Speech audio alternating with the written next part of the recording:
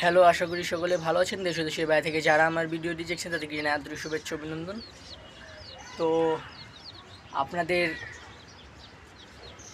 অনেক দিন ধরে ঘোরাচ্ছি যে এই যে আমাদের এই যে বেলগাছটা রয়েছে, এই বেলগাছটাকে আমি পরিপূর্ণভাবে আপনাদের এটার যে ডিটেলস আছে এবং গুরুত্ব এবং যে আকর্ষণীয় একটা বিষয় আপনাদের বলছিলাম সেই বিষয়টা আপনাদের বলবো, কিন্তু ঠিকভাবে আপনাদের কাছে এখনও আমি বলতে পারছি না। কিন্তু অন্য যে ভিডিওগুলো বলেছি, এর আগে একটা ভিডিওতে আমি বলেছি যে আমি আপডেটটা এই ভিডিওটা ছাড়বো, কিন্তু ভিডিওটা আর করা হচ্ছে না। তাই আজকে আমি এই ভিডিওটা করছি। তবে ভিডিওটা করার আগে পরবর্তীতে আমি আমাদের এই যে ছাদ বাগানে যে আমি ছোট ঘুঘুটা বিক্রি করে হাটে যে এই মুরগিটা এনেছি, সেই মুরগিটাকে আমি আগে দেখিয়ে নিই। তবে এই যে মুরগির খাঁচাটা দেখতে পাচ্ছেন, এই যে এদিকে মুরগির খাঁচাটা, এই যে মুরগি, এই মুরগিগুলোকে আগে দেখাবো। দেখানোর পরবর্তীতে আমি ছাদ বাগানের কয়েকটা গাছ দেখিয়ে লাস্টে আমি বেল গাছটা, যে পিছিয়ে যে আমার বেল গাছটা দেখতে পাচ্ছেন, এই বেল গাছটা সম্পর্কে আমি আপনাদের যে ধারণা এবং যে আকর্ষণীয় বিষয়টা, যে গুরুত্বপূর্ণ যেই জিনিসটা আমি আপনাদের অনেক দিন ধরে দেখাতে চাচ্ছি সেটা দেখাবো। তবে চলুন ভালো করে ভিডিওটা শুরু করা যাক। আমাদের ছাদ বাগানে যে ঘুঘুটা ধরেছিলাম, সেই ঘুঘুটা বিক্রি করে এই 5টা মুরগি বাচ্চা আনি। এখন প্রায় এই মুরগি বাচ্চাগুলোর হাট থেকে মুরগি বাচ্চাগুলো এনেছিলাম, এখন প্রায় এই মুরগি বাচ্চাগুলোর বয়স হবে প্রায় 10 দিনের মতন। মোটামুটি এগুলো বড় হচ্ছে, 10-11 দিন হয়েছে। এগুলোকে খাবার দিই সাধারণত ওই যে খাবারগুলো তৈরি করেছিলাম, চাল, ডাল, ভুট্টা আর কিছু না, আর ধান দিয়েছিলাম কয়েকটা, আর যেই ছোলা ছিল ছোলা দিয়েছিলাম কয়েকটা, শুকনো ছোলা। এগুলো একসাথে ব্লেন্ড করে তারপরে আপনাদের এই ভিডিওতে একটা ভিডিও ছেড়েছিলাম, সেই শর্ট ভিডিওতে আপনাদের দেখিয়েছি কিভাবে খাবারগুলো তৈরি করেছিলাম, কি দিয়েছি খাবারে। তবে মুরগিগুলো কি আগের মতনই রয়েছে নাকি একটু আপডেট, একটু উন্নতি হয়েছে, একটু গ্রোথ হয়েছে, আপনারা অবশ্যই কমেন্ট করে জানাবেন যদি আগের ভিডিওগুলো আপনারা দেখে থাকেন। আর ছাদ বাগানে যেহেতু মনে করেন এখন প্রচুর পরিমাণ রোদ, সেহেতু ছাদ বাগানে 2 বার করে জল দেওয়া লাগে। আর যদি একবার দিই তাহলে সন্ধ্যার দিকে একবার দেওয়া যায়, কিন্তু বেশি পরিমাণে জল দেওয়া লাগে যেন একটা দিন 12টা ঘন্টা যেন যে সময়টায় প্রচুর পরিমাণে ছাদে রোদ থাকে, সেই সময়টায় যেন পুরা ছাদ বাগানটা যেন সতেজ থাকে, সবগুলো পাতা যেন কোনো পাতা যেন হেলে না পড়ে। তবে চলুন সবগুলো আমরা যেই গাছগুলো রয়েছে ছাদ বাগানে সবগুলো গাছ আপনাদের ঘুরে ঘুরে দেখাই। প্রথম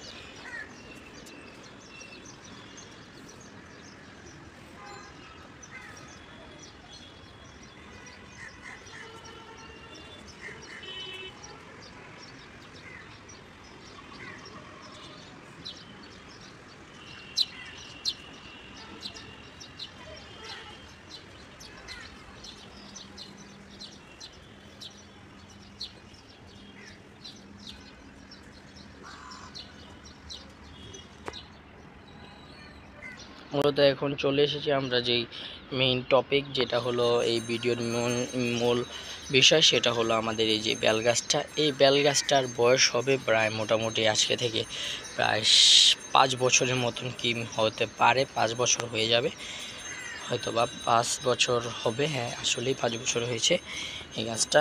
5 বছর একটা গাছ সাধারণত ফল দেয়, যেহেতু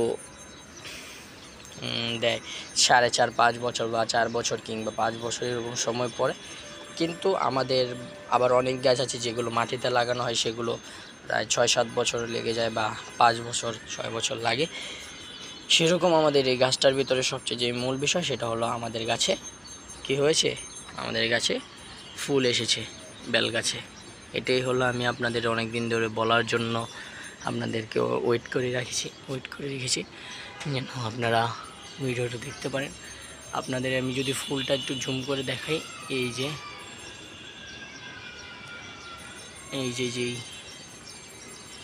যেই ফুলের একটা ছোট ছোট গোল গোল দেখতে পাচ্ছেন একটা ডালের মতন, এগুলো হলো ফুল। পরে আরও অনেক এসেছে,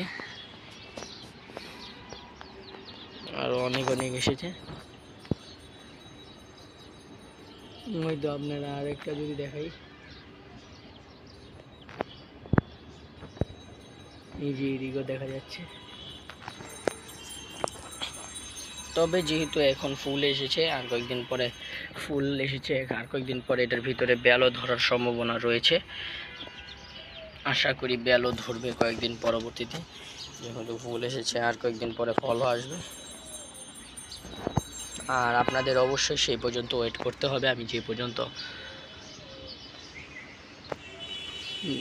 বেলগুলো না ধরছে সেই পর্যন্ত আপনাদের। আর প্রতিদিন আপনারা অবশ্যই এই চ্যানেলটিকে অবশ্যই সাবস্ক্রাইব করে রাখবেন, যেন যদি কোনো সময় আমি আরও ভিডিও অনেক ছাড়ি, আমি প্রতিদিনই প্রায় ভিডিও করার চেষ্টা করি, ভিডিওগুলো যেন ছাড়ার সাথে সাথে আপনাদের মাঝে চলে যায়। বেল গাছটার নতুন পাতা গজিয়েছে, পাতা গজানোর সাথে সাথে পাতার সাথে সাথে কয়েকদিন পরে খেয়াল করি, যেই দিন থেকে আপনাদের ওয়েট করে রাখছি সেই দিন থেকে আমি খেয়াল করি যে এটার ভিতরে ফুল এসেছে, বেল গাছটার ভিতরে।